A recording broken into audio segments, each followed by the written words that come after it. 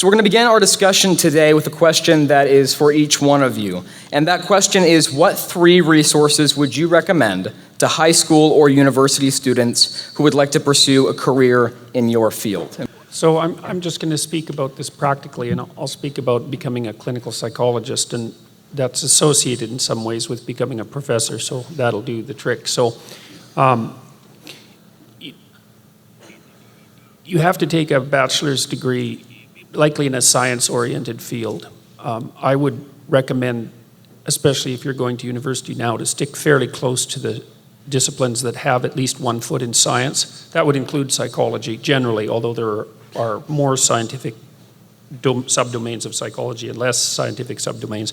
If the people that you are being educated by have to know something about the brain or about biology, it tends to discipline them quite nicely, and so that keeps them from falling too far astray into the more cult-like elements of the modern university. You have to do exceptionally well in your last 2 years of your undergraduate degree to have a chance to become a clinical psychologist. You need an A average, without exception, and you have to do extremely well on your graduate record exam, which is a kind of a general purpose entrance exam. So it's very competitive, so that's the practical issue. And then there's another practical thing to consider, which is that if you want to become a clinical psychologist, you don't get to pick the school you're going to go to unless you are unbelievably well qualified as an undergraduate. You have to apply, if you want to get in to a clinical psychology program, you have to apply to like 30, including places you think you'd never go. Because you can always say no. If someone says, do you want to come? And you have a couple of choices, well, lucky you. And if you only have one choice, well, and it's not a school that you would normally consider, it might be a lot better than nothing, especially because you educate yourself in many regards. And then having said that, so those are the practical issues, I would say, read the great clinicians. There's a very large number of them that were stretched across the 20th century. I've put a number of books of that sort on a reading list on my website. And you can't go wrong by reading Freud and by reading Jung and Adler and Carl Rogers and Abraham Maslow and the people who established clinical psychology as a discipline, and the behaviorists as well, who have very many extraordinarily intelligent things to say about the way that human beings and animals as well learn. So, and then the other thing I would say is, if you're going to be a clinical psychologist, you know, what do you need to be like temperamentally? And you have to be interested in people, you know, and you have to be interested enough to really listen to them, because a huge part of what you do as a clinical therapist, and this is also true if you're a physician, by the way, the data on this is quite clear, is that you listen to people, and by doing so, you might ask them questions when you can't understand what they're telling you, but a lot of what you're doing as a listener is helping people sort themselves out. You know, like, you just can't believe how many people have no one to talk to. And so, and most people think by talking. It's actually really hard to think, because to think properly, you have to be like 3 people in your own head, because you have to have an argument, you know, and all of those different little avatars of yourself have to be well-armed and ready to have a battle, and you have to be able to tolerate that. And it's a really difficult technical exercise. It's not like everyone knows how to do it. And just because something pops into your mind doesn't mean you're thinking. It's the testing of what pops into your mind that's the thinking. And so the way that people do that when they don't think, which is really almost all of the time, is that they talk to someone else. And then the thinking is watching how the other person reacts to what they're saying, you know, with a lift of the eyebrows, or maybe, you know, the person dozes off, which is not generally a good sign, or, you know, you're getting feedback from the other person constantly about what you're saying. And you also listen to yourself, and that can clue you in a lot, because you'll end up saying, if someone's listening to you, you'll end up saying things that you don't necessarily agree with, and you won't even notice that till you put them out on the table. And so the other thing, if you want to be a clinician, is like, there's nothing better, and if you want to be a good partner to someone for that matter, there's absolutely nothing better that you can do than listen. So that would be my 2 cents, I suppose. Well, I would say, if you want to become an artist, I would say don't. It's really not a good idea. There are too many artists and we don't need any more. So that's the first thing. So if after I've said that, you still really want to be an artist, I would say for any art you make, I would say draw. That's learn to draw from observation, copy the masters, and then learn to draw from the structures, from the inner structures. Learn proportion, learn about how to lay things out, learn composition, all those things. That's really, and that you can do that on your own. You can do that. You can take life drawing workshops. You can do all that kind of thing. The second thing I would say is to make sure you have people around you that are ruthless and that will not try to make you feel good. That's one of the things. Like I really disliked art school for the kind of postmodern ideology that was taught there. But one of the things that you do learn even today in art school is that you learn to be criticized, and you learn to have people around you that are looking at your work and are just going to go at it with a hacksaw, and you have to take it, because when you're making art for yourself and you're making art for your family and it's all nice and cozy, that's all good. But if you really have the idea of doing it professionally, you have to have people around you that aren't there to make you feel good about yourself and that are going to rip your things apart. So I think that that's really important. And in terms, I would say, of being a liturgical artist, because that's what I do, like of becoming an iconographer, that's really the hardest part, because ideally you would have to find a teacher, and there aren't really that many teachers around. And so if you want to become an iconographer, first of all, I would say, again, don't, because there are too many iconographers. It's the same thing. But if you really want to do it, I would say you need to find a teacher. If you can't find a teacher, luckily online now there are people, like I was lucky, I didn't have a teacher. And when I started to learn to carve, I told you that story yesterday. I was lucky to have some really good icon carvers that were willing to be ruthless with me and just look at my things and just hack at it and take it down so that I would become better. And so I know that iconographers, they love iconography. And so if they see someone who is really dedicated, who's putting in the work, who's doing the drawings, who's going full at it, they will be happy to give you criticisms of your work. And if they see that, and to kind of help you along, because artists are actually really excited to see other people that are coming and that are doing great things. So that would be my basic advice.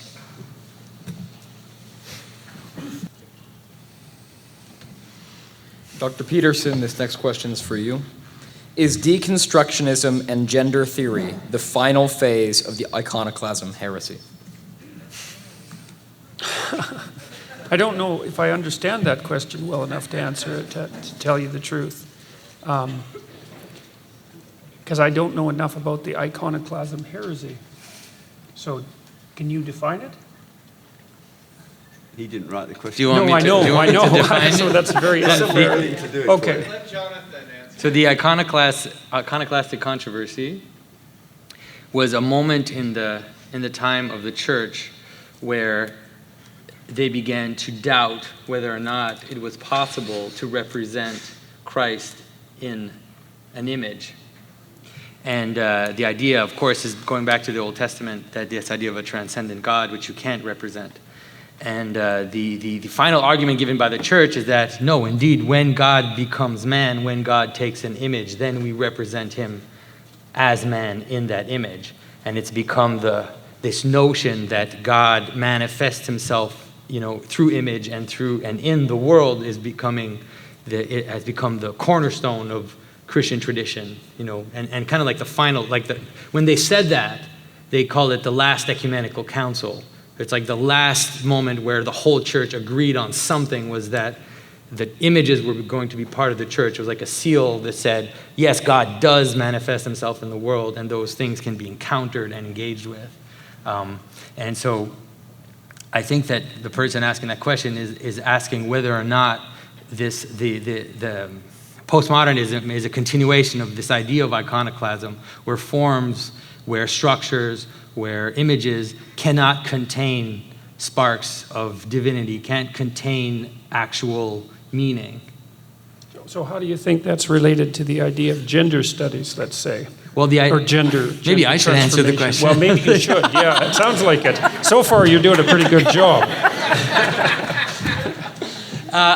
The problem with the new gender theory, it does indeed have to do with iconoclastic controversy, because the idea is that there is no relationship between, let's say, there is no necessary relationship between, let's say, the idea of male and the manifestation of masculinity.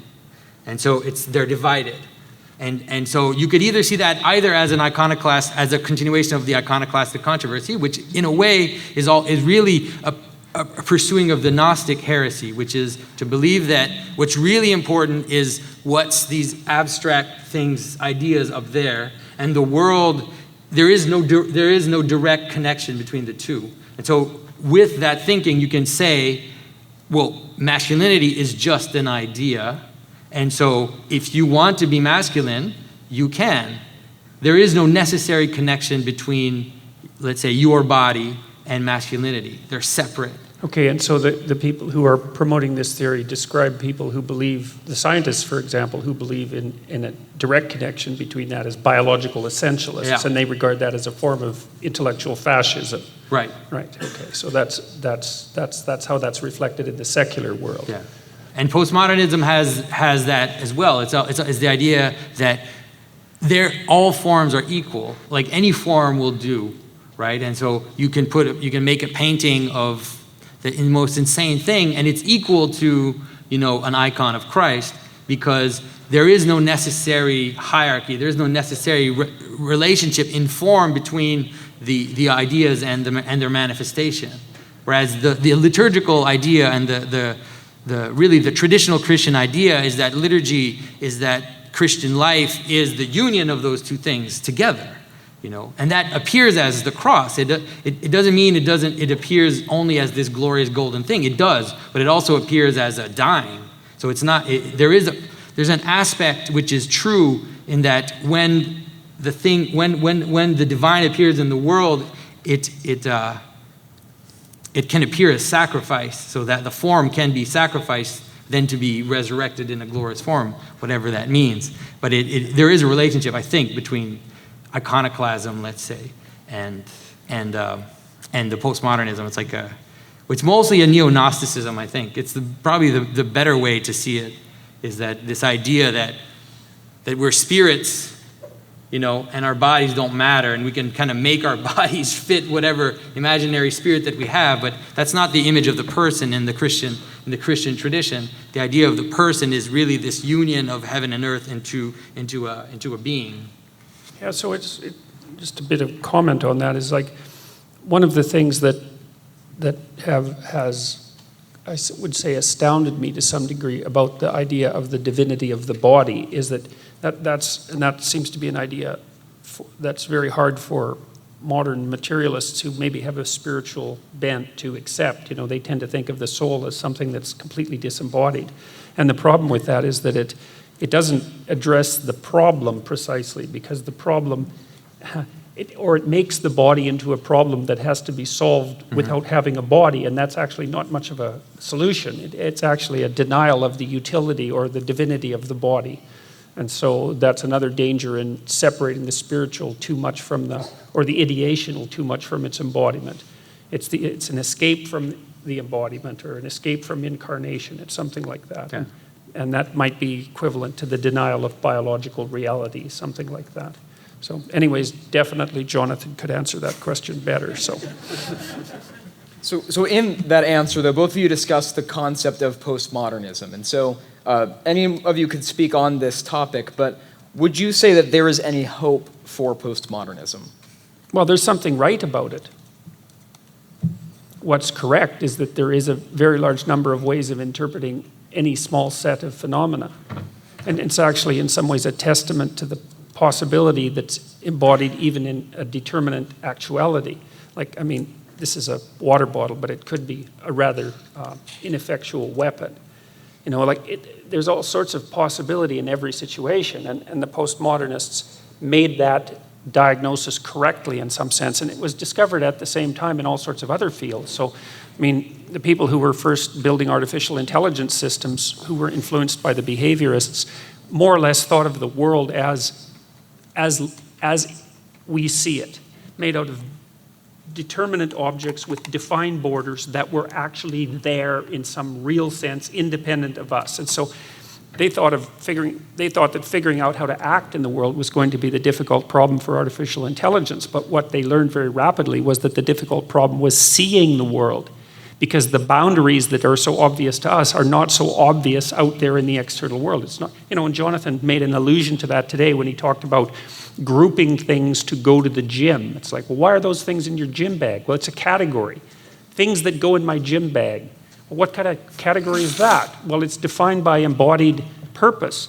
And this is actually quite well understood in cognitive psychology. So, for example, there's a guy named Gerd Gigerenzer who's quite a brilliant psychologist, and he talked about our ability to generate categories on the fly, and his favorite example is things to take out of your apartment when it's on fire, right? And, you know, while you think about the things you take out, they bear no objective similarity to one another, right? They're united by something like purpose. And so the postmodernist claim is that there's a very wide variety of ways to interpret the world, and that turns out to be exactly right in a very, very deep sense. But where they go wrong, and completely and utterly wrong, is to assume then, and Jonathan also alluded to this, that all the solutions to the problem of perception are equally valid. And that's just wrong. And the way they gerrymander that is, in a sense, by denying the reality of the objective world. Because, you know, so there's lots of ways of looking at this situation, but there are only a set number of ways that will get me through that door without causing conflict with all of you. You know, like if I walked to that door and I just pushed you all out of the way or hit you, then the probability that's one way of getting out, you know, it really is. And it's one of the many ways I could get out of here. But the problem is that you would likely object to that. And so it's a perceptual possibility, but there's no way of instantiating that in actuality. And so here's the problem with postmodernism, and I think Jean Piaget had this figured out a very long time ago, is that out of that infinite number of possible perceptual, out of that infinite array of perceptual possibilities, you have to extract out that tiny set of solutions that not only fulfills your aim in the actual world, but fulfills it in the actual world and the social world at the same time, in a way that doesn't interfere with you doing it again in the future, and in a way that, if you do it really well, that also facilitates what other people are doing at the same time. And man, that's a serious number of constraints, right? And it's sort of akin to the child who's playing a sport as a good sport who gets invited to play again. And so you have to organize your behavior as a consequence of your perception so that it actually not only lays itself out in the world in the manner that you intend and desire, but so that it does it in a manner that everyone else is happy with and that propagates itself properly across time as you play iterated games.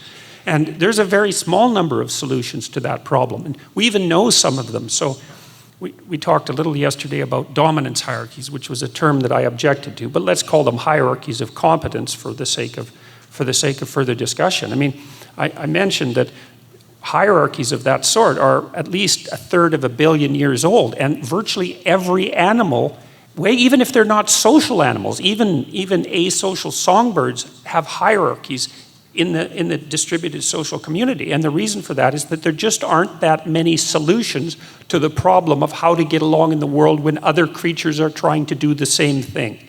And so the postmodernists are correct in that they make an allusion to the complexity of the world. They're correct in saying, well, there's a very large number of ways to interpret Shakespeare, and how do you know which one is right?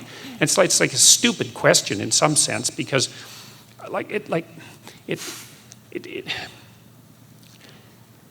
interpretations of Shakespeare that get you killed aren't practical. There's a simple way of talking about it, you know. So they don't take into account the constraint systems that are part and parcel of being, and they gerrymander that away with an intellectual sleight of hand, which is something like, well, the objective world doesn't really exist anyways, and society is infinitely malleable. And, you know, it's like, no, sorry, that's just not right. And so I don't think there's much hope for it on that end, because it's just, that's wrong. And we know it's wrong, so, yeah. Maybe I just want to add something about postmodernism. For myself, I have I have more sympathy for postmodernism than maybe I show at first glance. Reading some of the postmodern authors are what helped to shake the certainty of modern absolutes, let's say. And you know, what's interesting to know is that a lot of the postmoderns, a lot of those that created the idea of polysemy, which is this notion that there's multiple interpretations of text and that texts say multiple things. You know who they were actually reading? Medievalists. They were reading authors that were interpreting traditional Christian texts or traditional rabbinical texts, because in a traditional world, in the Middle Ages, let's say, no one had a problem with the fact that text had multiple meanings. It was just a given. Everybody knew that the text had multiple meanings. Everybody knew that the Bible had multiple meanings, that the myths had multiple meanings, that the different traditions had multiple meanings. It was not a problem. The problem is when there's no hierarchy. And so the medieval Christians, they would say that texts have multiple meanings, but then they would immediately structure those multiple meanings into a hierarchy. Metaphysical meaning, spiritual meaning, social meaning, personal meaning. And then those would be lined up. So then you see a structure in a text, you can apply it at different levels of reality. So what the postmoderns did is they just took the polysemy and they got rid of the hierarchy.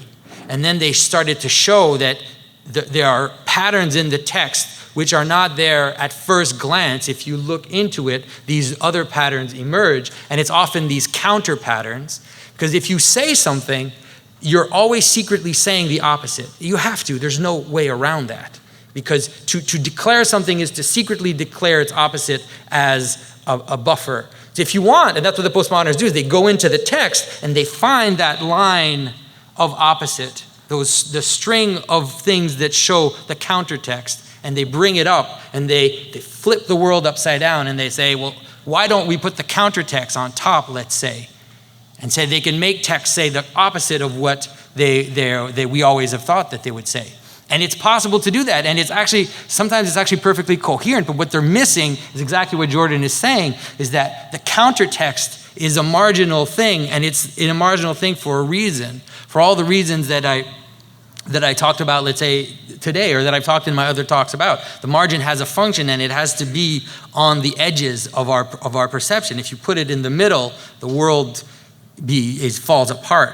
So there's something valuable. I read Jacques Derrida. I read Jacques Derrida quite a bit when I was in college, and I realized that if you read Jacques Derrida, you can actually just tap him back, and he flips back on his feet.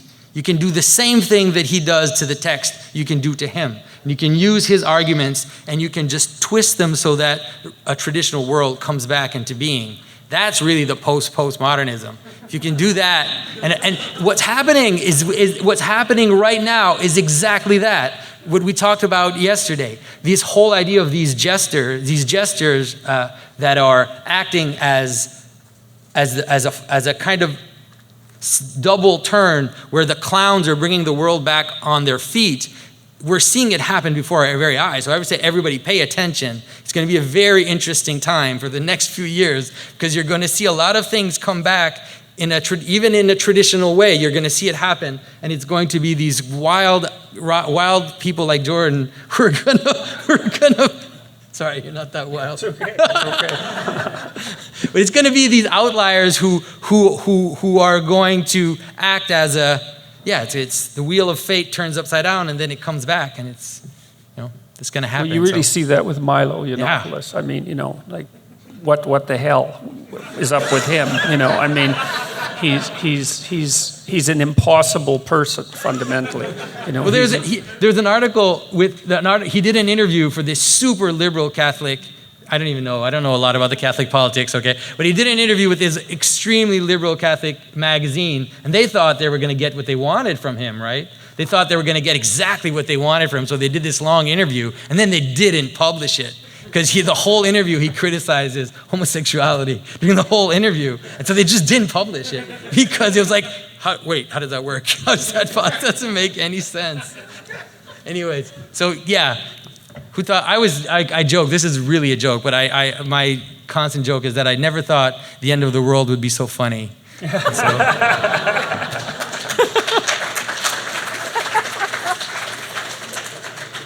I hope you've noticed nobody wants a postmodern surgeon.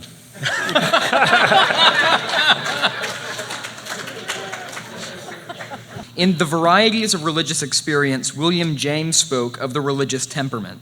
Do you see any correlation between innate temperament and personality and religious experience? Oh, yeah, we've done some studies on that. So if you imagine that a religious system has two elements, let's call it the dogmatic element and the mystical element.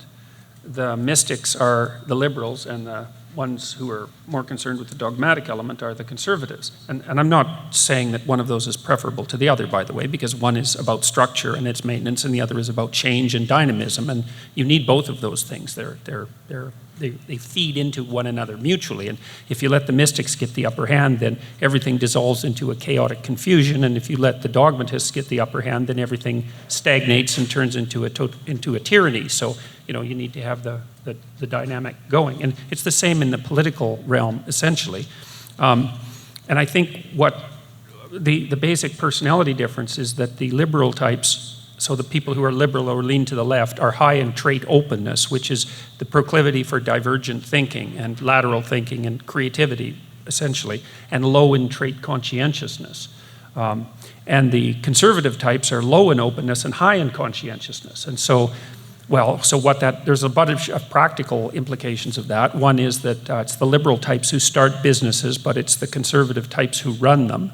And so that's it doesn't take much thinking to figure out that that's a pretty good deal. The entrepreneurial types are definitely creative types, and they tend to flit from project to project. Like, they're interested in what's novel and what's radical and what's transformative, but they're not interested in tracking things and ordering them and putting them forward in a sequence and doing their duty. That's for more conservative types of people. And so, and the liberals, when you look at what they regard as, lots of liberal types will say, well, I'm not religious, but I'm spiritual.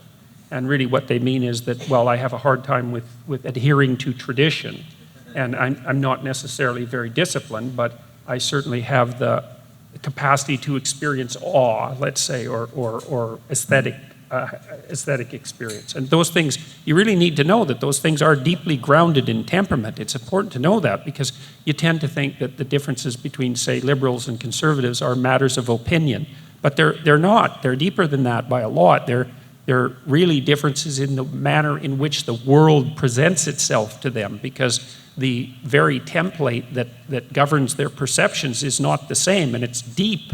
These are very, very deep differences. They're neurological differences. They're characterological differences, and there's also all those different personalities have their niches as well. So they're necessary, and part of the way that here's another way of looking at it, is that liberals don't like borders and conservatives do. And it's not just borders between states or countries, it's borders, period. The liberals think, geez, we shouldn't have borders between things because that delimits them, and which does. And the conservatives say, no, we need to have borders between things because that keeps them properly separate and distinct. It's like, well, the problem is that both of those are right.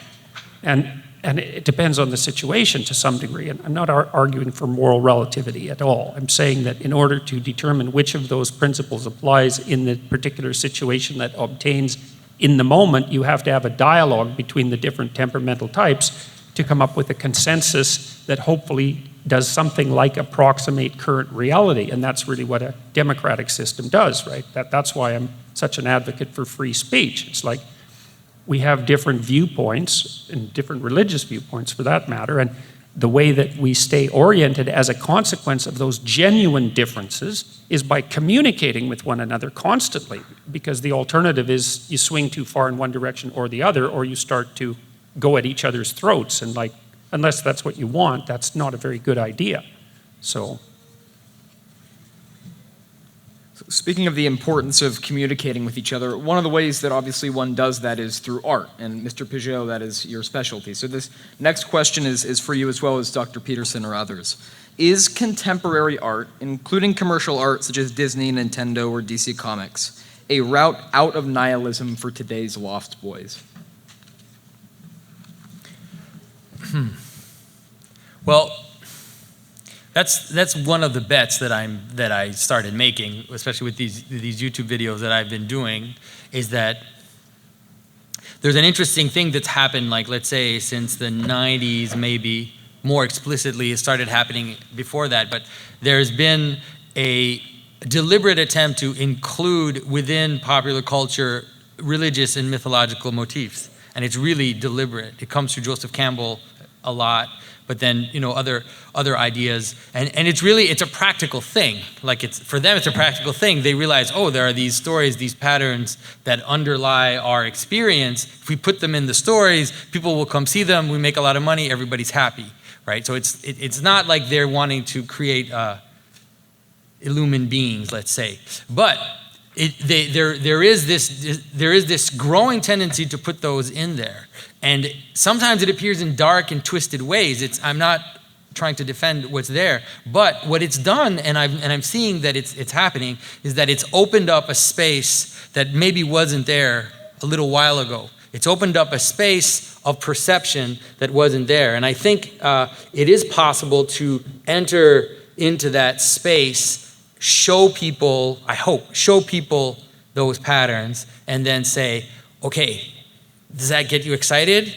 And a lot of people are like, yeah, that's exciting. And then you say, well, that's nothing compared to what's like in the Bible.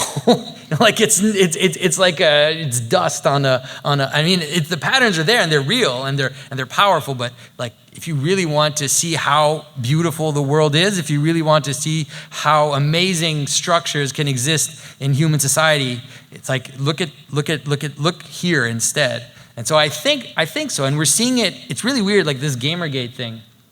It's really weird to see what's happening. It's as if these men, it was as if gaming was the last hiding place for men, you know? There's nothing left in society except for because they're not allowed to express their aggressive behavior, not allowed to be aggressive in any way, not allowed, there are no warriors, we don't celebrate warriors, we don't celebrate honor and courage and all those things, but only in video games we still do. And so it's like this last refuge, and then all of a sudden with this weird Gamergate thing, there's this whole group of gamers that all of a sudden became social commentators and are on YouTube. You know, they're not even talking about gaming anymore. They're basically engaging the world and talking about politics, and a little group of those, you know, and a part of those, they discovered Jordan, and now they're saying, oh, there's also this spiritual aspect to this. It's not just politics. It's like they're moving. And so, yeah, it's weird. I wouldn't have predicted it, but I can see it happening, that's for sure. Yeah. Oh, that's a good answer. We'll leave it at that. So the next question is for Dr. Patrick with a follow-up for Dr. Bissonnette-Pitre. How would a scientist talk about grace erupting into a person's life? That's for Dr. Patrick. Thank you. The same as anyone else, except that the arenas where it pops up are going to be different, and there's plenty of examples within the scientific history, and we don't know it, you see. I mentioned this morning very briefly that both Einstein and Kepler and the guy in this city who picked up the double reading frame, they all insisted they didn't work that out, they saw it. Mm-hmm. The gift is there. In my own way, I can point to that sort of thing as well. Science is not this cold, predictive thing that it's presented to be. There's a huge amount of intuition involved in it. I mean, at any given time, there are hundreds of thousands of experiments you could do. The art form of science is to do the right experiment at the right time. And I say to Christians, we've got to start on that one. Pray about what you do next. That's worth praying about. And it also changes the way that you look at things, grace appears. On my CV, there's one paper that, I'm 20 years out from publishing. I get emails every week about work I did 20 years ago. It's very, very rare in science. And one of them ought to have my mother's name on it. It saved a lot of lives over the years. And I don't understand it to this day. I went to Jamaica to try and understand malnourished children, and I'd been fortunate to invent a new technique so that I could get at cells and look at the behavior of one of the major transport systems, the sodium pump. And because the problem with a malnourished child is not that it's sick, but that it's alive. It ought to be dead. All our standards, that child ought to have died months ago, but it's not. It's alive. So the major question to begin with was, how's that done? And when you looked at the amount, they're about 30% more efficient than any other child of their age. But they've purchased that efficiency at a price.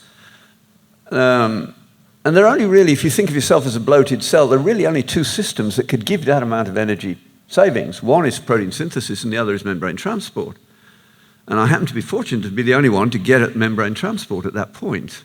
And very much a surrogate, but nevertheless a real one. So I had a very simple hypothesis that it would be turned down. And after about a year or so, I managed to get enough studies done that it was worth looking at the data. And sure enough, I was right.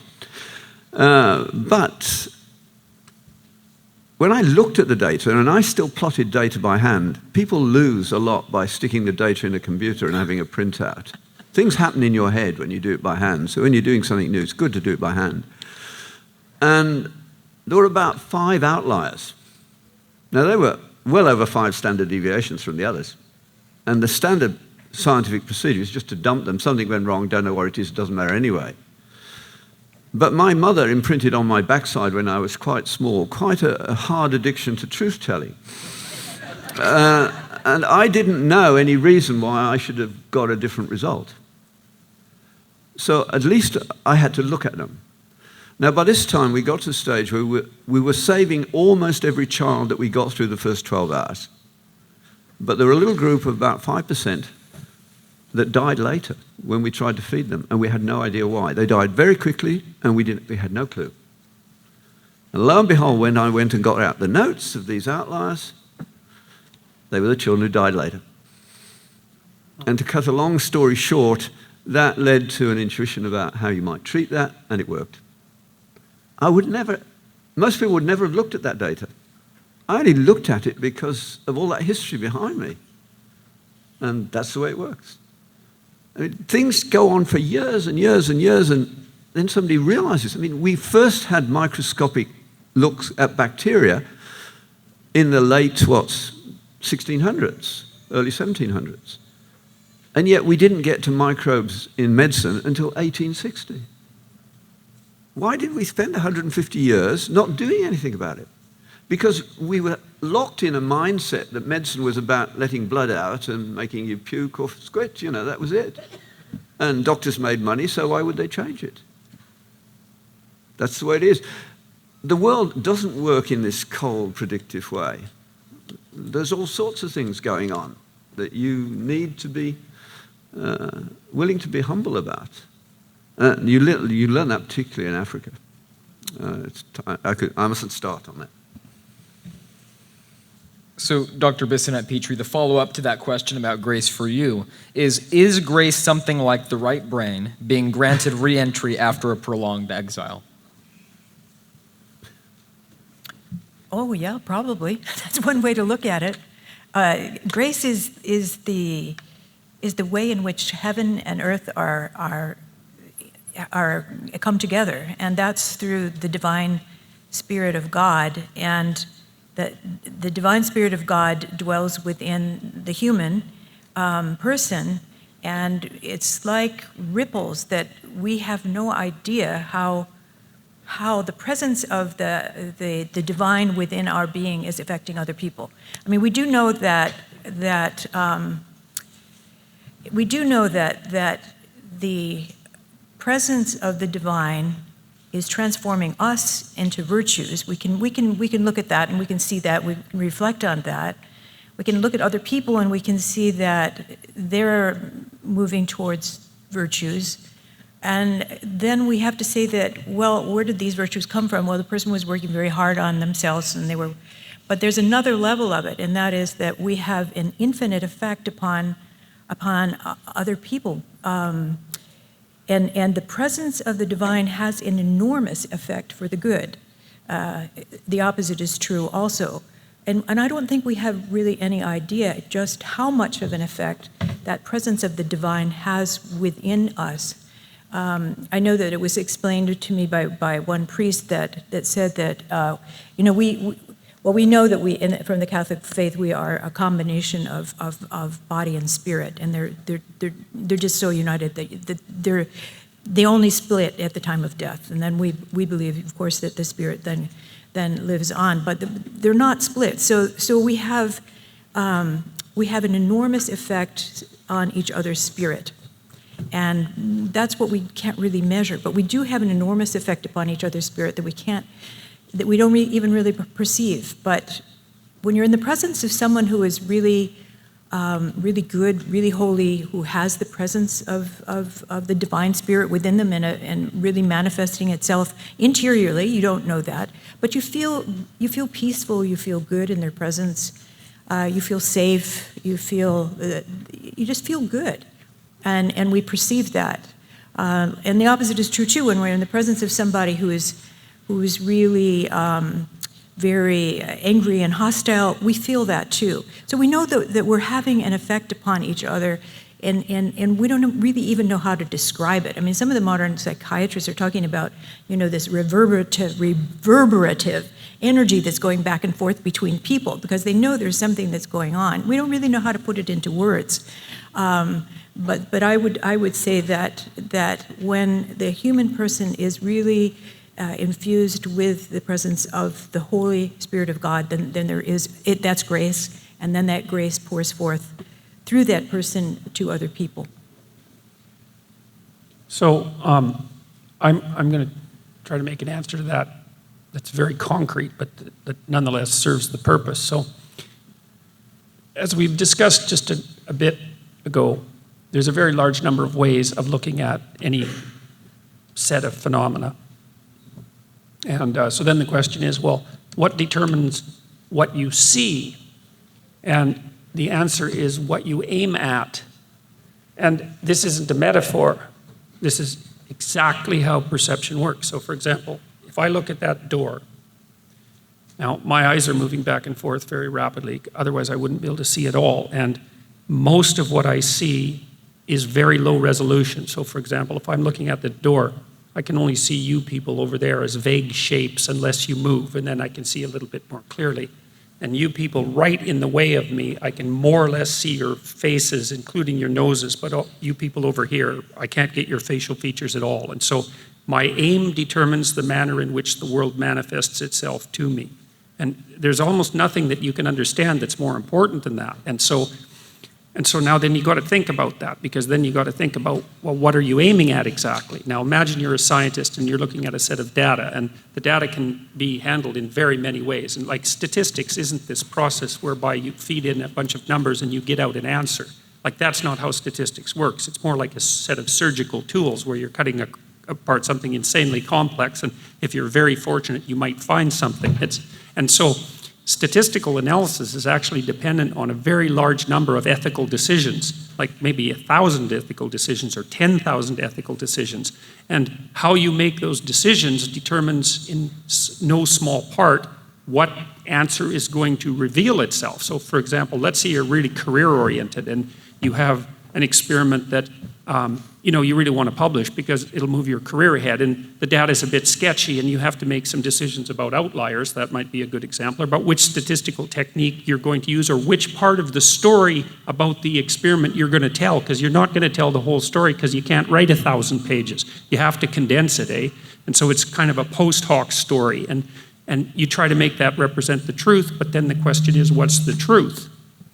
Now, if you're the sort of scientist, say, that has decided that the truth is going to rule above all, including your career's aims, then you're going to come up with whole different experiments and interpretations than someone who's like 30% admixture of insane careerist and 20% narcissist and maybe 10% truth seeker and everything is like that, hey? So then imagine that you live inside a hierarchy of values that determine your aim, and you do. That's how it works. Because, if you stop a kid at university and you say, well, why are you in this class?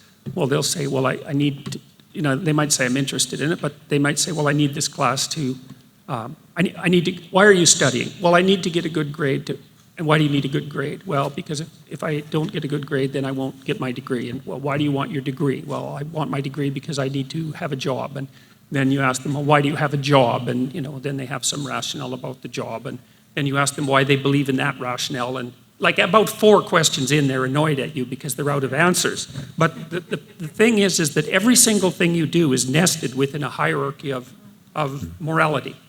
And at the very extremes of that hierarchy, so the highest ends, there's this decision between good and evil essentially that's part and parcel of every decision you make, because the fundamental question to some degree is something like, are you aiming at making the world a better place, or are you aiming at making the world a worse place? Every decision you take is a choice between good and evil in that sense.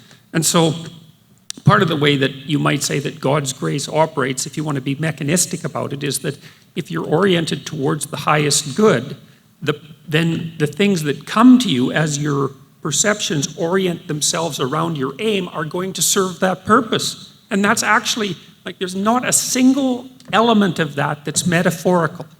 That's actually how your perceptions work. And then your motivations and your emotions line up around that, and so do your actions. And so it is the case that the manner in which the world presents itself to you depends on your ethical aim. That's how it works. And so if you're really trying to make the world a better place, let's say, and the more deeply that's the case, then the more likely it is that the manner in which you might traverse that pathway is going to reveal itself out of the infinite number of possibilities that are arrayed in front of you. So it's very, very, we actually really understand how this works. And it's not metaphorical. It's not even, in some sense, it's not even spiritual. It's just actually real. And maybe that's the best of all possible worlds when that's the case. So, here's an example, and then I'll be quiet about this question. Let's say you're having a dispute with your wife. It's like, what do you want out of that dispute? You want to win? Well, then she loses.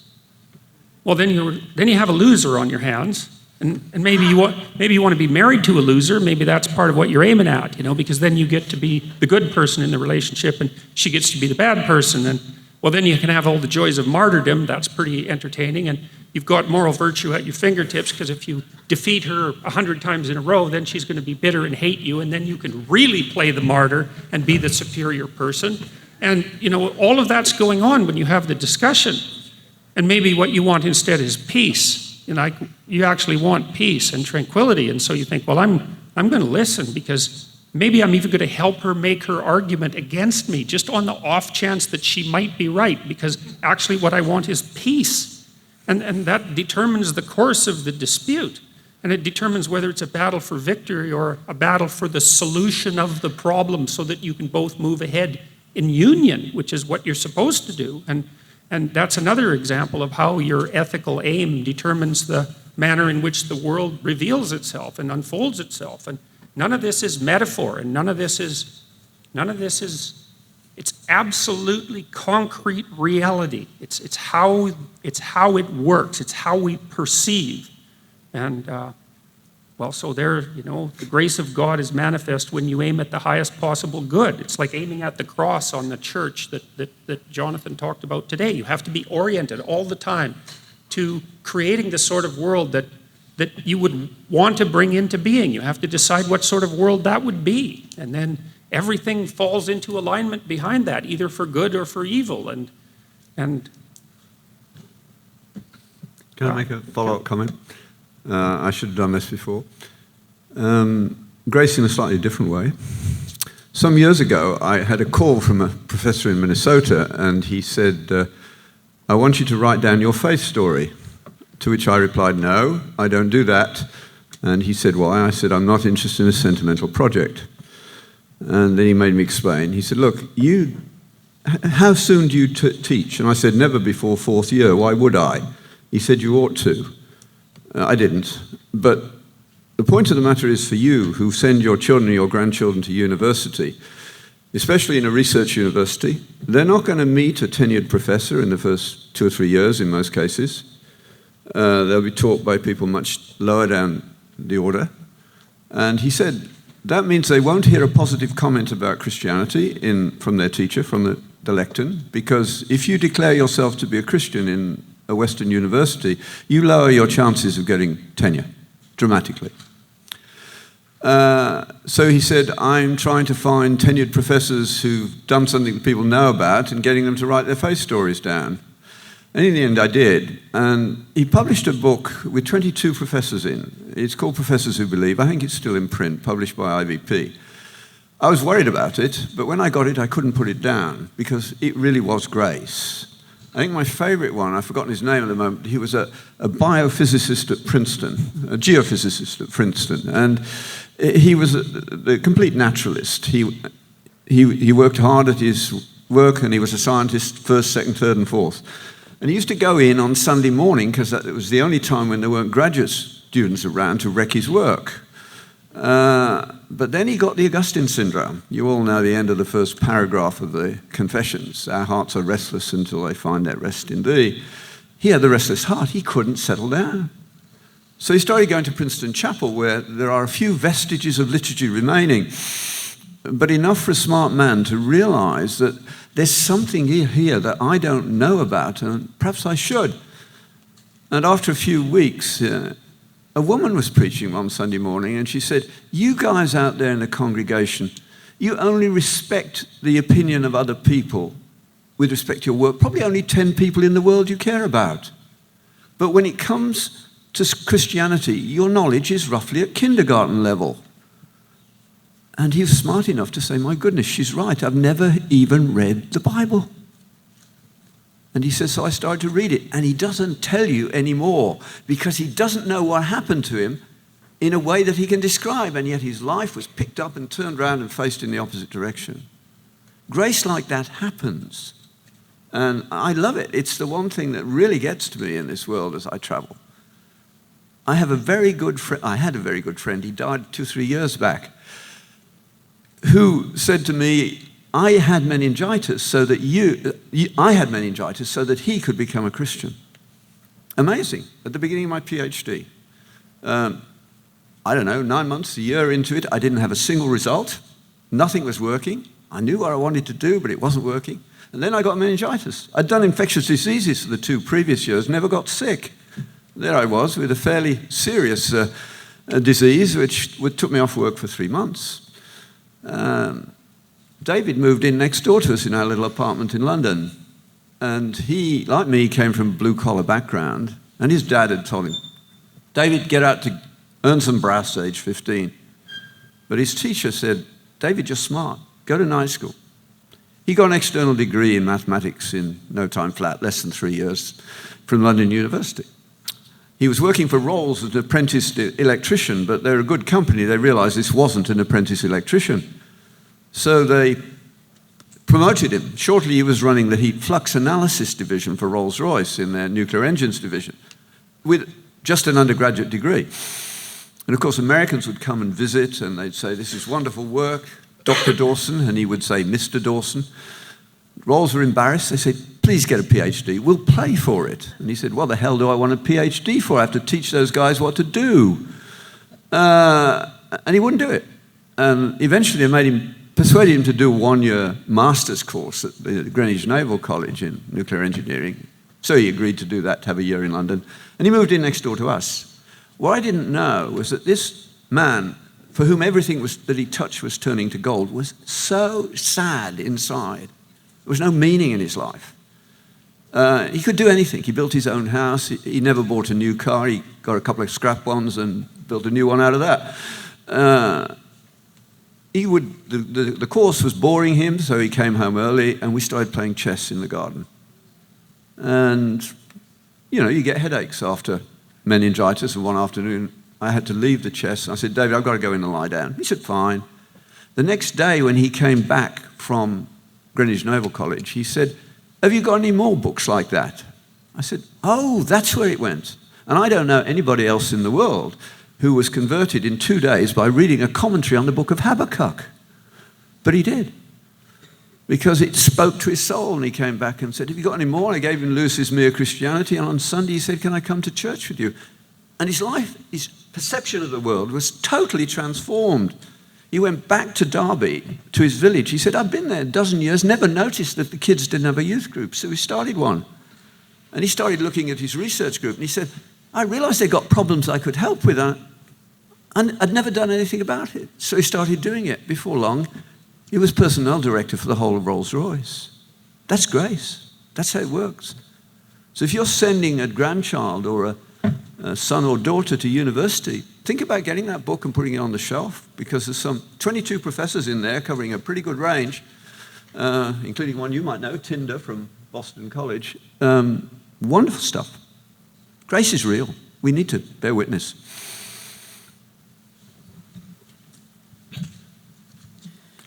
So for Jonathan, just a moment ago in his answer, Dr. Peterson used the analogy of a pathway, and that was an analogy that you also used this morning, and you opened your lecture with it. So the question for you is about the other analogy that you used, and that was of a pillar, or of a point of reference to orient yourself from and to find a sense of direction. You also mentioned how this pillar is made through people binding together and having a sense of community. How could one apply this idea to the lifestyles of great thinkers and artists like Rilke and Nietzsche, who spent most of their time in solitude and who even argue that being in solitude is a key factor in making great art? Well, the thing about that image of the pillar is that it's the shape of everything. That's kind of how you have to see it. It's the shape of the cosmos. It's the shape of a community. It's the shape of a family. It's the shape of a person. Okay, and so in a person has a center, has a heart. And now I'm going to really use Orthodox mystical language here. So a person has a heart, and the idea in traditional mysticism is to gather your thoughts and to gather yourself and enter into your heart. And when you enter into your heart is like the cup on the altar. It's the same thing that's there. Your heart is the same thing as the cup on the altar. And once you gather yourself within yourself into your heart, then you become a locus of divinity as much as it's possible for a human being to be united to the divine. So that's why Christianity also has a monastic tradition, because the same reality that, let's say, a normal Catholic or a normal Orthodox or a normal Christian community would encounter, the anchorite will go through that very in his cave on his own. It is a possibility. But the idea is that even if someone is alone and is doing that, I don't know. I'm not, by the way, this is not experience. This is all theory. I haven't done this. But if you read the Fathers and if you read the Philokalia and if you read the mystical teachings, what they tell you is that once you enter into the heart, you find the whole universe is there and the whole church is there as well. And so even though that monk is alone in their cave and is spending their whole day in meditation and prayer, once they enter into that divine spark, that is in the center of themselves, they find that they're in communion with the entire universe, and they're in communion with the entire church at the same time. And so even for the, let's say, the monastic approach of solitude, the trip is the same as the community who moves in towards communion. So yeah, I don't know about Rilke and Nietzsche, but that's at least the monastic tradition. Yeah. I wanted to make a comment on the pathway. I'm kind of tired today, so I might get this quote wrong, but Christ said that he was the way and the path and the... Way, truth, and life. Yes, okay, the way is the part that I'm particularly, and no one comes to the Father except through me, right? Is that, right. okay, yes, yes, good. So, and I use this idea of the path, you know, and people are path-taking creatures. That's what we're like, we're directional creatures. And so the question is, like, if you're walking out of the door, well, why are you walking out of the door? And I'm re-emphasizing this idea of this nested sequence of hierarchical values. Like, are you going, what's your purpose in going out through the door? What are you going to do out there? And that purpose can imbue, like if the purpose is the highest of purposes, then that purpose imbues everything you do with divine significance. And that's actually correct. I mean, and I'm not, like, I try not to be metaphysical about things if I can possibly avoid it, because it adds a level of complexity that isn't strictly necessary. Well, I know, but I'm not denying that at all, but it helps to make things simple as well, you know, and it is the case that you have a reason for walking out the door. The question is, what's the reason? And, you know, you might say, well, it's a jumble of reasons, some positive or negative. Well, that's true, because you're not this united thing that Jonathan was talking about, right? I mean, Carl Jung certainly believed that the united human psyche was roughly equivalent to the self, and that Christ was, he called the image of Christ an image of the self, the united self. And so the idea that the integrated human being is, in some sense, in relationship with the ideal human being is a profound psychological idea. But like when you're walking out the door, the question is, what path are you on? And that is actually the question. It's like you have mixed motives, let's say. You know, some of you is dark and some of you is light. It's like, well, get rid of the darkness. And then when you walk out the door, you're on the path of light. And then the question is, well, what will happen to you if you're on the path of light? And the answer to that is quite straightforward. And that is the best that can happen to you. Whatever that is, it might not be easy. It isn't going to be easy. Easy and best aren't the same thing somehow. You know, I mean, you don't want your child's life to be so easy that they just lay on the couch and have a machine drop grapes into their mouth every 30 seconds, right? That isn't what you want. You want something like optimal challenge or heroic struggle or worthwhile engagement or something like that. It's not just the absence of effort and you know, like a kind of neutral being. It's a call to adventure and to great things. And so you can have it so that everything that you do partakes in that to the degree that you're willing to work to make that possible. And then everything that you do is imbued with this sense of meaning because it's related intelligibly to the highest of goals. You know, and I always often in this sort of discussion, use the example of Geppetto in the Pinocchio movie. You know, when he makes Pinocchio, who's just a puppet, whose strings are manipulated by forces beyond his control. Like that's a person, that's a human being, you know, that's what we're like. And Geppetto, who's a good father, prays, he lifts his eyes up above the horizon to the highest point that he can conceive of, and that's the star that glimmers in the darkness, right? And if you watch the movie carefully, you also see that that's the star that signifies Pinocchio's birth. And like the meaning of that should be relatively obvious, you know?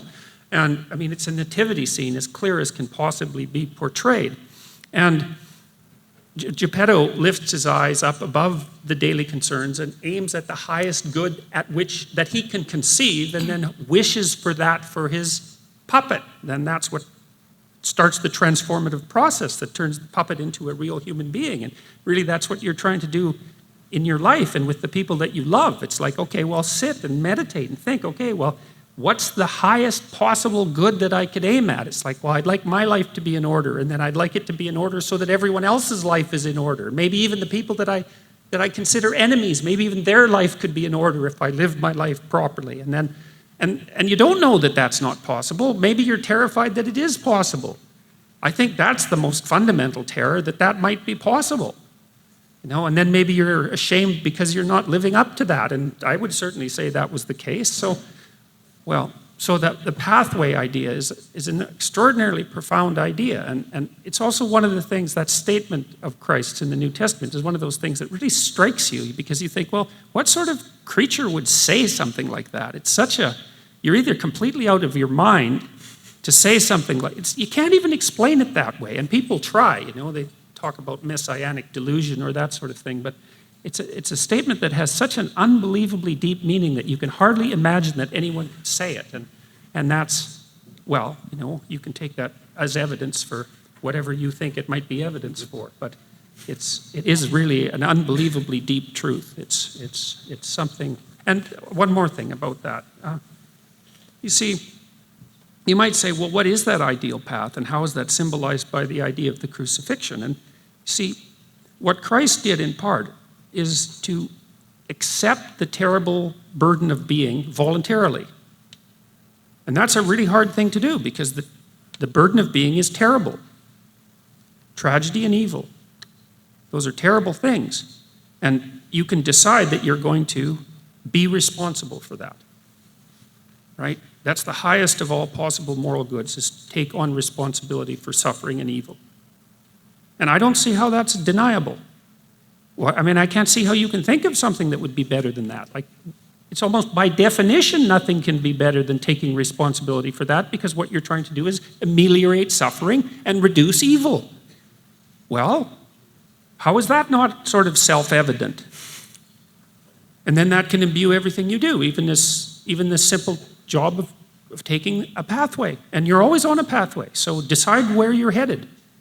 And then your life has the sort of meaning that justifies it in some sense. And that way you can have your cake and eat it too. And so,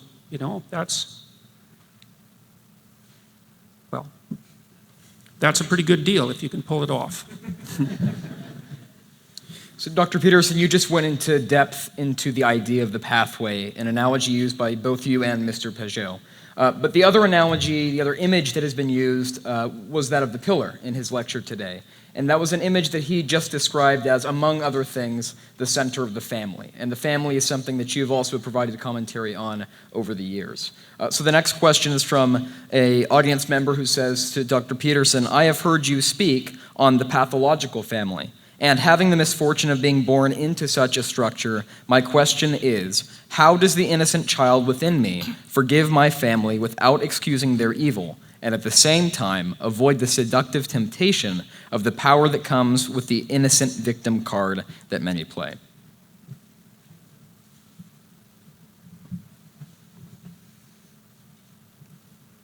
Well, I think more importantly, in some sense, than forgiveness is a very complicated thing, because you just don't distribute that randomly. Like, there are preconditions that are, as far as I can tell, that have to be in place before you can forgive someone. If someone has done something terrible to you, and you don't want to carry that as a burden any more than is necessary, because it just propagates it in your own life, right? So there's a psychological necessity to forgive, in that you need to move beyond that, right? But for someone to be forgiven, I believe they have to have recognized what it is that they've done, and then they have to repent, which is to say that they know it's wrong, and then that they have to change their actions so that they won't do it again, because otherwise there isn't much difference between forgiveness and ignoring something terrible that's continuing. So, but you do have to lighten your own soul to some degree. I would say that your goal is to do what you can to sew together the tattered fabric of being that you've inherited, so that you don't propagate that forward in your own family. And that is definitely something that people very frequently do, so here's an interesting statistic. So many people who abuse their children were abused as children, okay? And so you might think, well, there's a causal pathway. If you're abused as a child, then you abuse your children.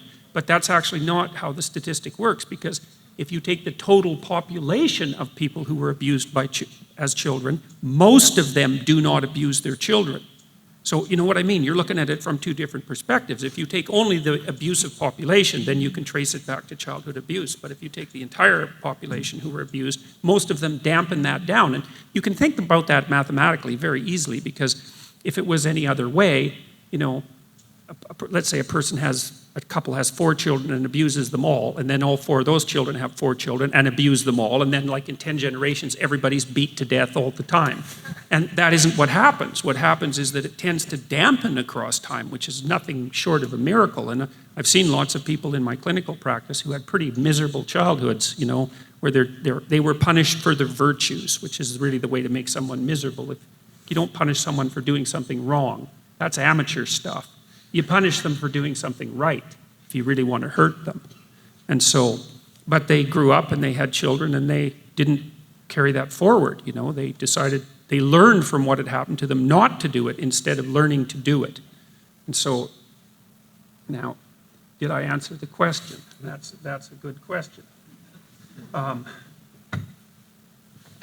I think what you do is you decide what you want. That's the other thing, is that, you know, you do a decent analysis of what's happened to you and the costs, and maybe you try to figure out what the antecedent elements are so that you can see it from your parents' perspective to the degree that that's possible, and then you relate it to in some way, and someone to talk to that's rather wise can help you with this. You relate it to the suffering and the evil in the world at large, and try not to take it as personally as you might, and then you do what you can to move forward without carrying it in any more burdensome way than you absolutely have to, and you know, and swear in some sense that you won't do the same thing, and that's about the best you can do with a situation like that. So, I'd like to add one thing to that. We say the Lord's Prayer frequently, but we ought to take a little bit more notice of the verse that follows the Lord's Prayer in the Sermon on the Mount, which is, if you do not forgive, you will not be forgiven. The basic thought, I think, is that we are all fallen creatures, and to that degree, we are all capable of any evil that we can imagine.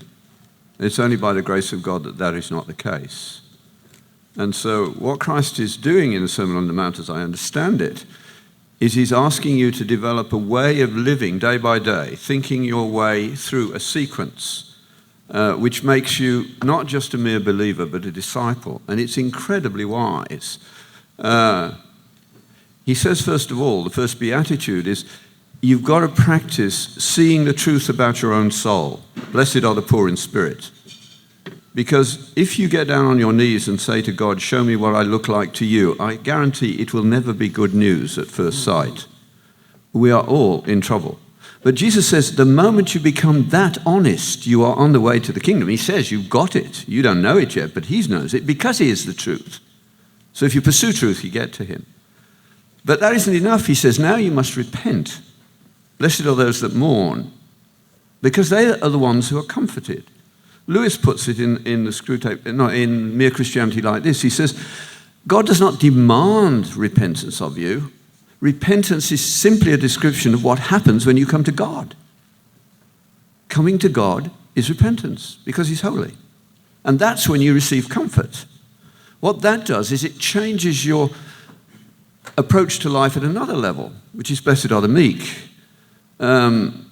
The word that's translated meek is used to describe a horse that's been broken in and trained to ride into battle. You are meek when you wake up in the morning and you realize you are forgiven for no reason except grace, and the person who gave that grace is going to ride you into battle today, if you'll let him. Isn't that a wonderful metaphor? And it's so releasing, isn't it?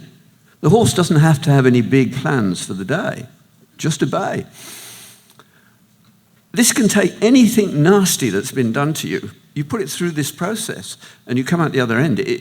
You are now really caring about the person who did the harm. It's an astonishing thing. Because the next thing that happens, of course, because it's working, you start hungering and thirsting for righteousness, which Jordan Peterson is doing very well. I mean, he can hardly open his mouth without hungering and thirsting for righteousness. The promise is he's going to be satisfied. That's what Jesus says in this. That makes you, in turn, the one that we probably need in our society as much as any, particularly in church. He said, now, blessed are the merciful, for they shall receive mercy. This is, if you do not forgive, you will not be forgiven. If you can't be merciful to somebody else, it's because you haven't seen what you are really capable of. So if you're in trouble with not being able to forgive, you've got to go back to the beginning. That's the way it works. It's an iterative loop. And ask God to show you, what's this hanging on to this doing to my soul? Show me how I can release myself, be released from this. And that will happen. And then you move on to the next one, which is, blessed are the pure in heart, for they shall see God, which, as Kierkegaard put it beautifully, is to will one thing. A life that is only concerned with thy will be done, it's very hard to injure you. I mean, people can't hurt you. It's amazing. Because the moment they try, that sequence kicks in and you start praying for them. I've seen it happen because the university is a very nasty place. And that's my response. And I'm praying silently, of course, but I've watched people look and wonder what's happening to them. I know what's happening. And then you go on to the next one, which is you become a peacemaker, because academic snits go on for years. And sometimes it gets so bad, they want somebody to calm it down for a bit. So it has to be somebody who's transparent, that both sides trust. And then they persecute you afterwards. Nothing serious in our world, really. But that's how it works. So whoever asked that question, here's an experiment for you to do. Read the Sermon on the Mount every day for the next month and work your way through that sequence every day. I think you'll be a different person at the end of the month.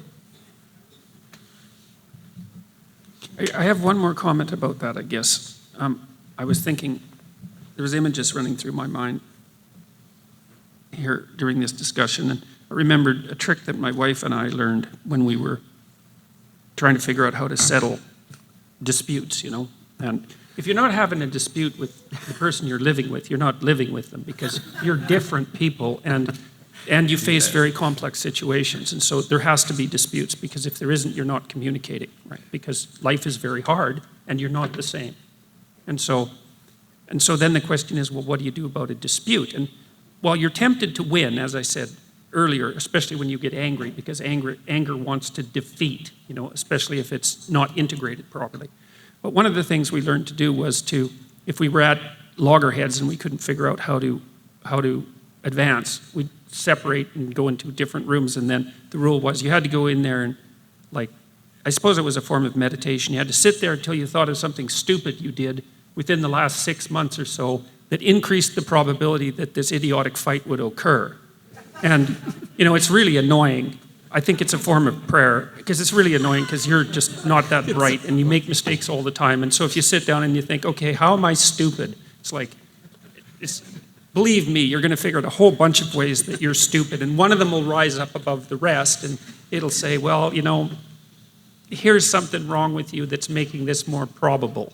And then you have to go tell the other person what that is, and they have to do the same thing. And then, you're both humbled by that, I would say, because you're not arrogant enough to think you deserve to win anymore. You think, yeah, well, I'm an idiot, and the other person says, well, hey, I'm also an idiot. And then you think, well, the hostility and the desire for victory goes out of it, and then you can talk again. And then, so with regards to being misused, one of the ways also to get out of that, in some sense, I'm not saying, let's say, not if it's ongoing, because that's a different story, but if it's in the past, it is really useful. Solzhenitsyn, when he was in the prison camps in Russia, he was having a pretty damn rough time. There's no doubt about that. And he was there basically because of Stalin and Hitler, roughly speaking. And so he had every reason not to, to feel that he was victimized. And in some sense he was. But what he learned in the prison camp was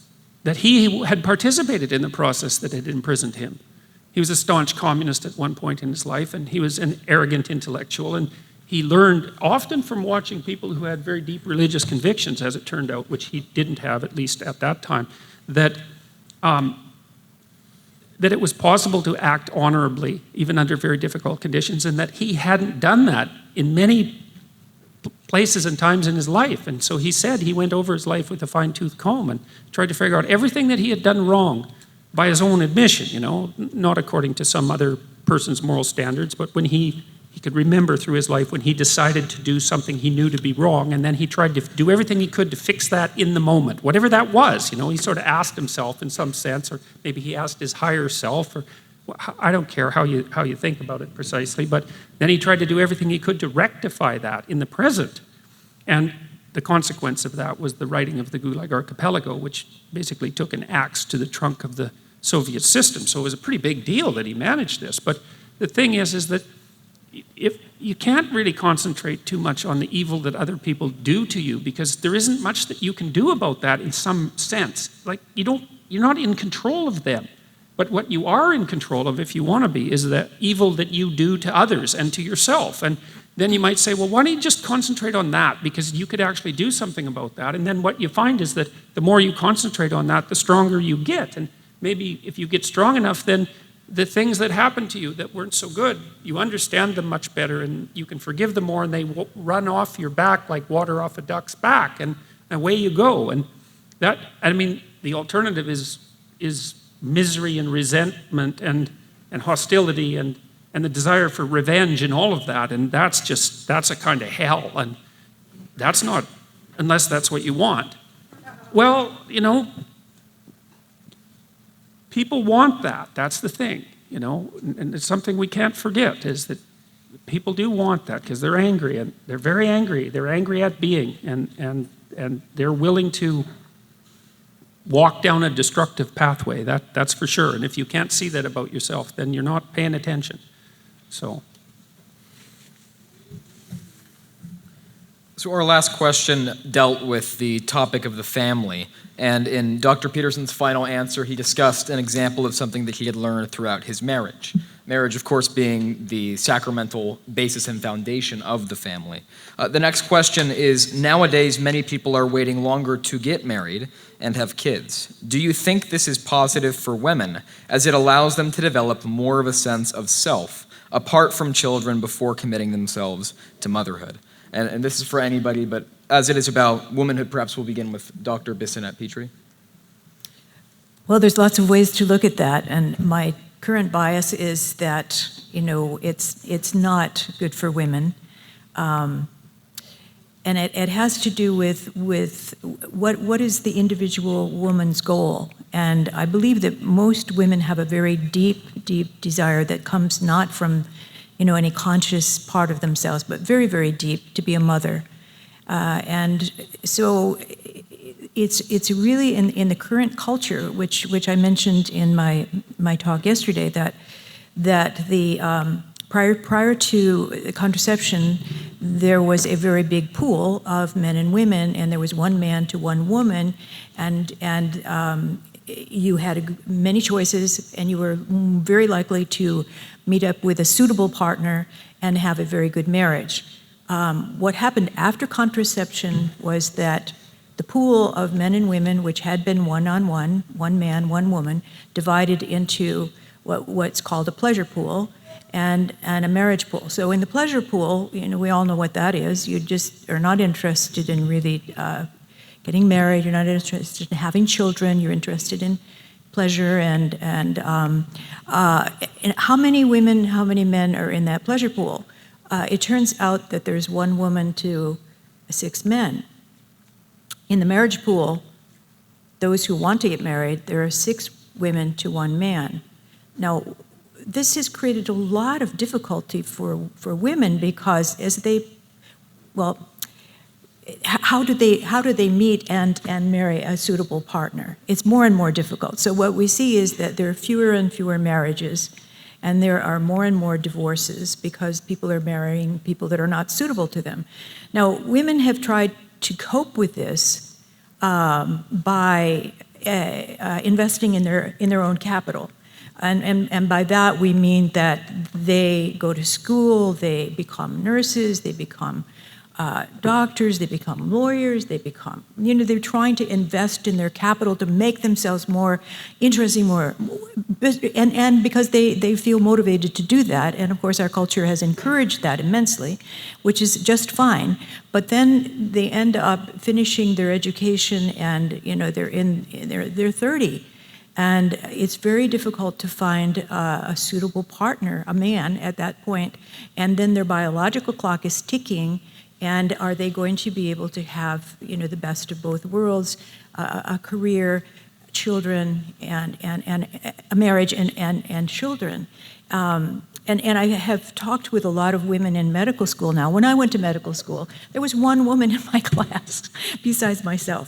It was just, we were not, and my father had actually said to me, women should not be doctors. You should be a teacher to prepare yourself for marriage and children. And my mother was not really happy as a mother, and that influences you. Well, why would I want to be a mother? My mother's not happy being a mother. So I took this other path of, really, and I had been encouraged to do that because if you have a brain that does well on tests, then they encourage you, especially if you're good in science. They want women to move forward. This back in this, in the 60s. So I ended up going into my career because that was the path that unfortunately I was able to marry and have children and do the whole thing. But I came to the point where I realized that there was a deep longing inside of me to have children. And I was about 27 years old, and I was still in my training because training takes forever. So, we went ahead and had children. And I tell you that I have never experienced the wonder of life until I had a baby. I mean, it was like, this is what I was created for. And I fell in love with that baby like I had never loved any other creature in the whole world. And I thought, why didn't I know this? Why didn't somebody tell me? And it's one of those things that if you grow up with a mother who isn't really happy being a mother, then you just kind of think, well, gee, that's kind of the way it is. But this is the most wonderful experience of my entire life. I don't care about being a doctor anymore. I just want to stay home with this baby. And so I worked everything out, because if you're a psychiatrist, when I went into practice, you were able to set your own hours. So I was able to work for 10 hours a week. And then when they went to school, I worked longer. So I was able to work it all out together. But I don't think that women have that privilege, have that many opportunities to do that today, just because the practice of medicine has become so industrialized that you can't be in a private practice and you can't set your own hours. You have to work for an institution that's going to tell you the hours that you're going to work. So I really am concerned about the current situation with women, and there are many women in medical school, and when this is told to them that there are 6 women to 1 man in the marriage, but they all go, yeah. And yeah, we've experienced this. This is reality. But they've invested in their capital by making something of themselves. And so I asked a young psychiatrist who's in training, a young man, and I said, well, oh yes, okay. One thing before I get to that. So a young woman who finished her training in gerontology and has a practice and is working as a physician fell in love, and she was really happy, and she was telling me all about this through the email. And so I saw her at a conference in September, and I said, I understand you're engaged and this is wonderful. No, we broke up. And I said, well, what happened? And she said, well, he was really a wonderful Catholic man, but he wanted me to stay home with the children. And I just couldn't possibly stay home with the children. And I felt really sad for her because, I think that I'm not the only woman who says, wow, this is the most wonderful experience of my life when you have a baby. I think men feel the same way. But how do you tell somebody that before they have the experience? And so basically, I just said we really have to try to look at things from many perspectives and try to figure out what your goals are. And I just backed off and because she was really adamant that she was done the right thing, that she's made the decision not to marry this wonderful man because he wanted her to stay home with the children. And of course, you could see it from his perspective. I mean, children do much better if one or the other of the parent, is with them. So, I think that the culture has changed so much that I think it is really important for women to take a look at what the culture is dictating to them. They don't want to, maybe they don't want to stay in the pleasure pool. They want to move into the marriage pool, and women do move into that marriage pool sooner than men. Then how many choices are you going to have? And of course, the younger you are, the more choices you do have. So, and then if you want to have children, you've got to think about that and your biological clock. So, does that answer your question? Well, I'll say something about that, I guess. I'm not going to give advice to women because it isn't all that useful to give advice to people, period, because they have to figure out their own pathway. But I do think that one of the things I am not very happy about in relationship to our culture is the way that we think about children and the way they're also represented. And my experience has been that, once I had kids, it's like I would rather be with my kids than with any other people. Now, you kind of have to understand kids. If you want to go out to a restaurant with your wife and you have a 2-year-old, it's like you can go out for 45 minutes. That's it, because that's about as long as the kid, even if they're very well behaved, can manage it. So you got to kind of clue in and watch.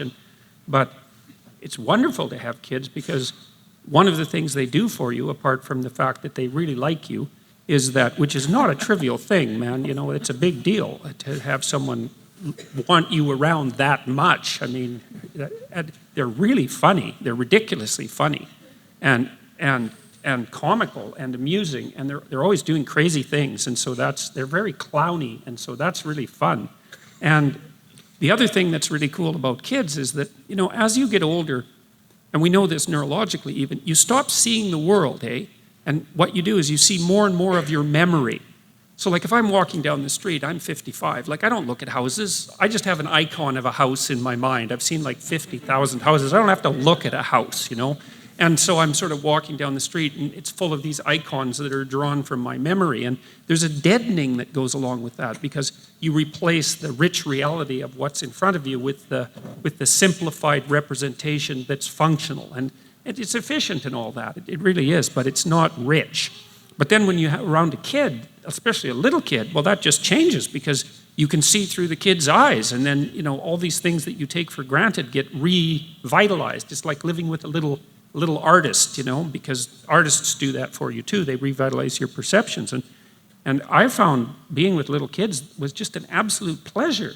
And I mean, you have to have enough sense to discipline them properly, and that's hard for modern people because they're really guilty about even about the idea of discipline. Sounds like some sort of Nazi tyrant with a big stick. It's like that isn't what discipline isn't that at all. It's trying to help your children behave in a way that helps other people like them, which is an act of love, that's for sure.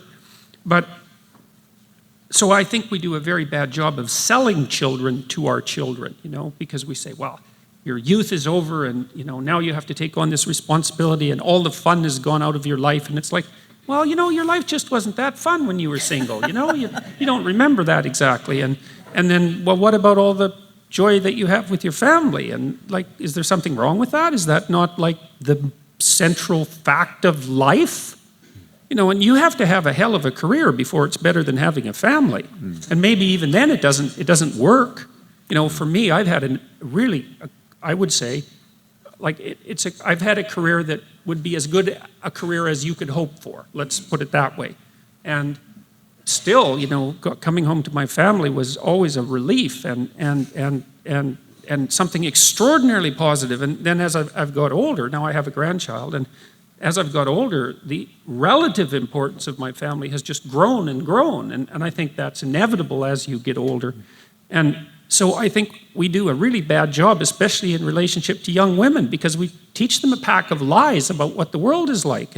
And we don't inform them, for example, about the phenomena that you just described, which is, someone else's baby, that's a baby, but your baby, that's like a whole new human being. That's like part of your family. And it's this extension of this sort of magical relationship you have with hardly anyone else in the world. And all of a sudden you have another relationship like that. It's like, this is like the image of Mary and the Christ child is a sacred image for a reason, right? It's there for a reason. Societies that don't honor that die. And we don't honor that. And that's a big mistake. And it isn't a moral mistake, exactly. It's just a big mistake. And we need to figure out how to organize our society so that women who want to have kids can figure out how to do that without working themselves to death on a parallel career and taking care of kids. It's really a hard thing to do.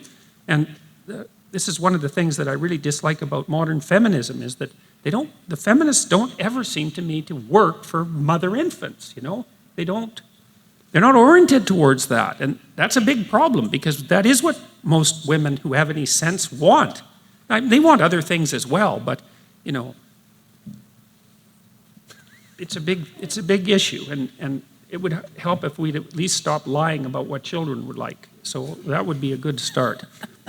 And this is for the two professors. To what extent is the educational system, kindergarten through graduate school, the cause of society's problems? Who do you want to start? I mean, this is what I do now. I think it's hugely responsible. That's why I'm still working and teaching every week at my age. 25 years ago, 6 of us at Ottawa U had been watching students arrive at university with a faith and depart without one. That faith taken away by professors who were outrageously unethical in what they did. And we didn't know what to do about it. So we started reading. We read everything we could find for about 5 years, starting with the Greeks and ending with Alistair MacIntyre. It was the best seminar I ever went to. No advertising. We counted, I think it was 19 languages around the table one time. And there would be about 20 people there every week. We were even headhunted by the Chinese government 25 years ago because they knew that corruption was a problem of not having enough children who are properly educated. The teaching ethics to 23-year-olds is a total waste of time. It's too late. Because the problem is not ignorance, it's a problem of the will. And the will has got to be properly trained a lot earlier. We didn't know how to do it, but slowly it became clear to us that almost all of your children don't know who they are. And they don't know their heroes that they should know. Now, to truncate a long argument, I'll turn it to my favorite way of teaching anyway, as Jesus would, a story, but a true one. In the next 90 seconds, I'm going to tell you the story of a man whose name you should all know. Raise your hand, it'd be interesting for me to watch, when you recognize who it is. He was born in London to a very poor family. His father was a blacksmith. What education he had was in the church, where he would be 2 or 3 times a week. He was smart, but by the time, one at the back so far, by the time he was 11 or so, he was an apprentice bookbinder. Fortunately, he had a smart boss who realized he was a smart boy. He said, "You can read some of these books, you know." So he started reading the books he was binding. Another one goes up. And he loved the science. So he started going to the free public lectures at the Royal Society and the Royal Institute. He took excellent notes, which we still have. And by the time he was 15 or so, he knew he did not want to spend his life binding books. What he wanted to be was the lab tech who set up the experiments to go with the talks at the Royal Institute. So he bound his treasured notes beautifully and trusted them to the post and sent them to the president, who fortunately was a good man. And he read these notes, was impressed. To cut the story short, he got the job in due course. And very shortly, he became indispensable. The boss started taking him around to meet the great scientists of the day. So all around the world, they knew there was a very smart young man in London who'd never been to high school. Eventually, he became president of the Royal Institute. He turned down the Royal Society twice, said he was too busy. He was known to stop the Royal Institute's committee meetings so that he could get to his prayer meeting. And only 2 of you have put your hand up to say you know who he is. Yes? Who is it? That's right. Michael Faraday. Deeply committed Christian. We need to know these things. So when you start teaching this, our students go away, they're proud of our history. We've got nothing to be ashamed of compared to everybody else. We've got everything to be proud of and to emulate if we can.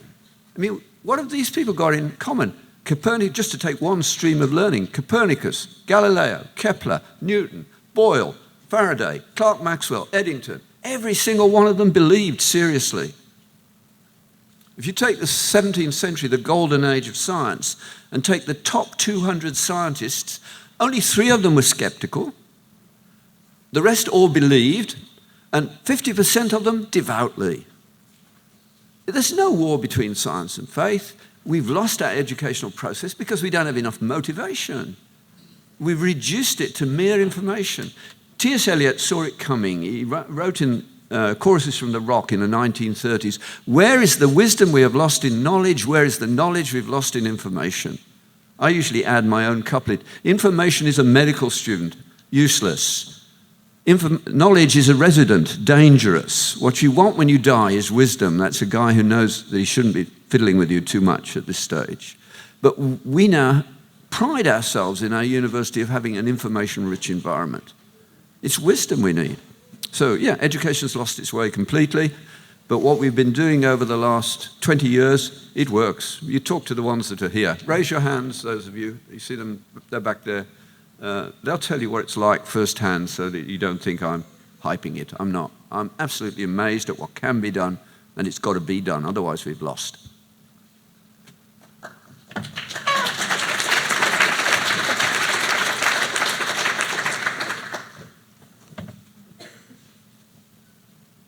Well, I'm a practical person. I don't teach things that I don't think are useful. And that's not the same as imparting facts, because there's, as the postmodernists point out, there's an infinite number of interpretable facts. And so it's necessary to help people figure out how to apply the facts and to what. And I suppose to some degree that's wisdom. And one thing that I've learned, well, over my entire teaching career, because I've always been teaching that way, but especially in the last year, is that there's an unbelievable hunger for that. It's just absolutely beyond belief. And no wonder, because it doesn't happen, and people don't have direction, and they don't even believe that direction is possible, which is worse than not having direction, right? I mean, that's bad enough, but then to think that direction isn't possible, that's death. And it's wrong. And so I don't know why the humanities precisely have lost their way. I mean, I'm a fan of Nietzsche's ideas on that, that it is associated with the death of God, so to speak. I think that's the correct diagnosis. And, I've spent 30 years, I suppose, delving into deep stories, trying to reestablish something like a foundation, I suppose, for me at least, and then I suppose to people who are listening to me thinking. And well, maybe the time has come for us to work towards transforming our institutions back in the direction of wisdom and characterological development. I mean, that's education, right? Education is the development of character, because character is what you use in life. And again, that's not moralistic hyperbole. It's just the barest statement of the most self-evident fact. Life is difficult, and you better be awake and attentive and tough and courageous and truthful and forthright and articulate to manage it properly, to stop it from turning into hell.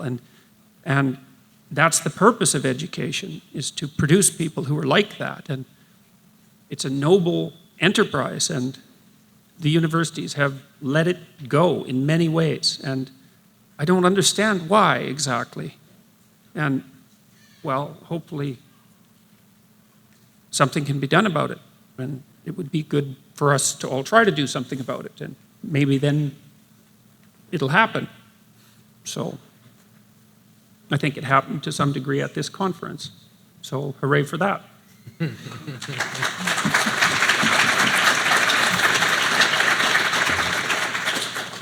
So at this conference, we've certainly gotten a picture how each one of you is trying to use your skills to make the world a better place.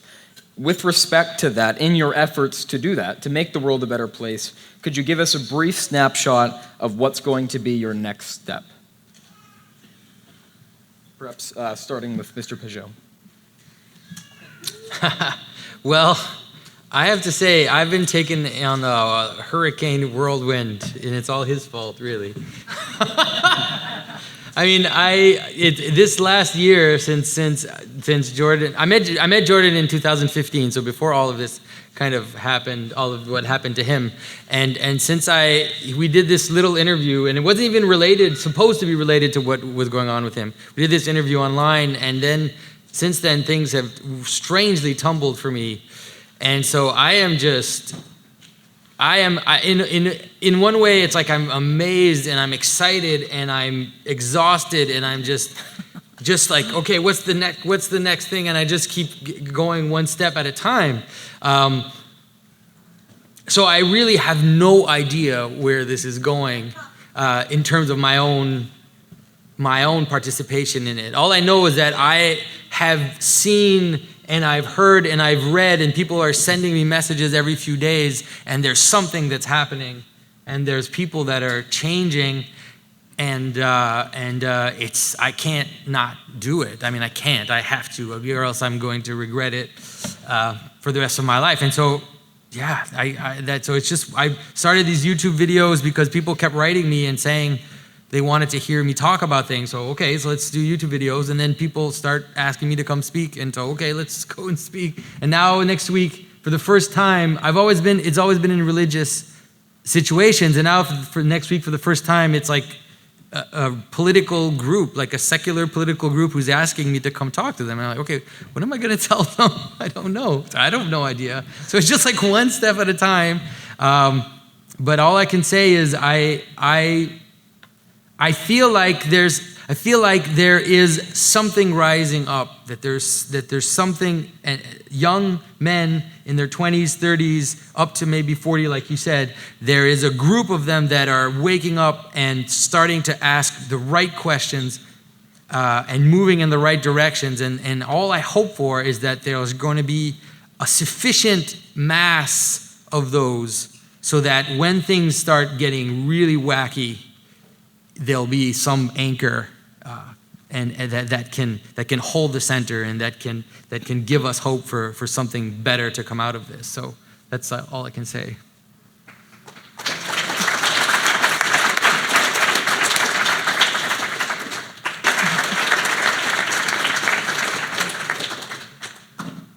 Well, so I've been trying to figure out for a whole year what I'm doing, and but some things have become clear.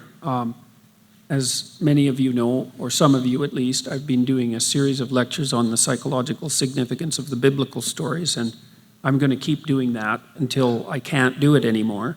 And by then, maybe I'll get through Exodus or something. And I'm learning a tremendous amount doing that, and it's stretching me, it's stretching my intellectual horizons constantly, and having the deadlines in place is very useful for that. And so there's something about that seems to be of fundamental import, and so I'm going to do that. And then I have a book coming out in January called 12 Rules for Life, and my publicist says I have to tell you that it's available on Amazon, so you can go. I was supposed to bring out some flyers, but I forgot those. So, and so I'll likely be going around talking about that. I mean, that seems likely, and I might do a tour of American universities next year. I've been talking to some people about that, and that might be ridiculously amusing and entertaining. And so I'm thinking about that. And then I've talked about an online university, and that's a tougher one. That's a major league project, and I'm not sure I'm up to it.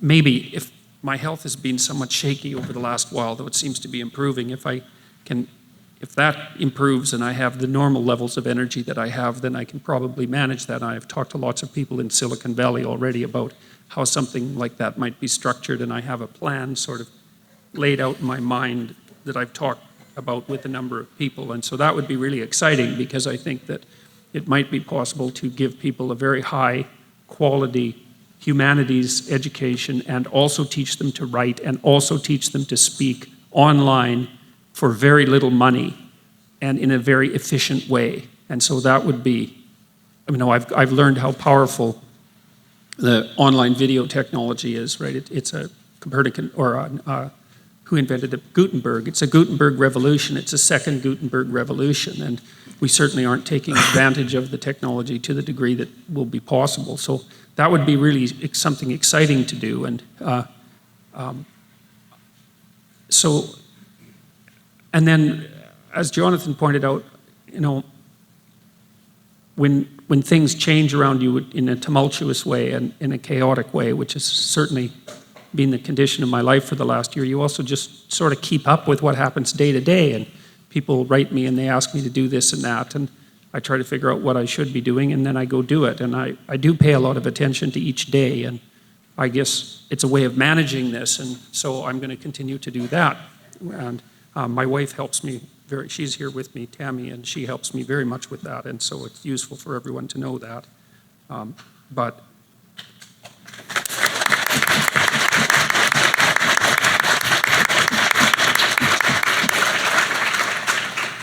I guess what I'm doing in part, and this is with regards to mostly to young men by all appearances, is to fight against this pervasive cynicism and nihilism that's an anti-masculine spirit that's invaded our culture, which I think will kill us. It's a terrible thing.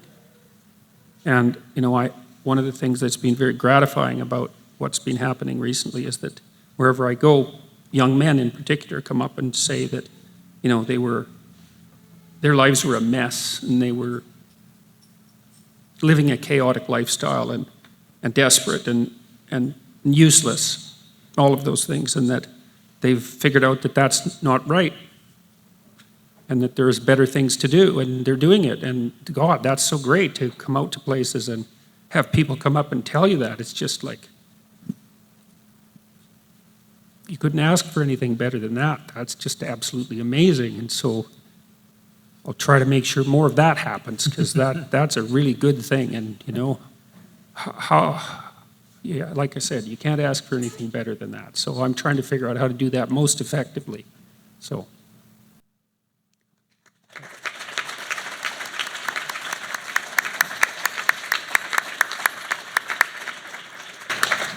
Thank you all for sharing your experiences with us. Ladies and gentlemen, please join me in thanking the panel for their answers.